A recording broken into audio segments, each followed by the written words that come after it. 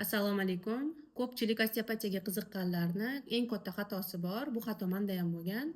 1-2 ta seminar o'tgandan keyin men osteopatman degan yorliqni o'zlariga osib olishadi. Bu juda ham katta xato hisoblanadi. Osteopatiyani o'rganish uchun yillar vaqt ketkazish kerak bo'ladi, bilim sarflash kerak bo'ladi, pul sarflash kerak bo'ladi.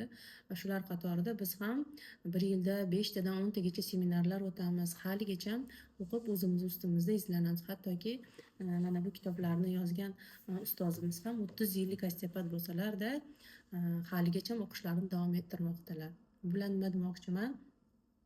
Ko'pchilik talablariga binoan bir kunlik master klassimizni yana qayta qilishga qaror qildik va bu master klassda biz tug'ruq jarayonida olingan jarohatlar, chaqaloqlar bilan ishlash va ularda uchraydigan muammolarni tabiiy yo'l bilan og'riqsiz bartaraf qilishni o'rgataman. Bitta master klassga bordingizmi yo seminarga qatnashdingizmi, men buni bilaman degan his bo'lishi mumkin har bitta odamda, lekin bitta bo'lsa ham texnika o'rganib ketsangiz, bu sizga keladigan bemorga juda ham manfaatli bo'ladi. Menda ham shunaqa holatlar bo'lgan.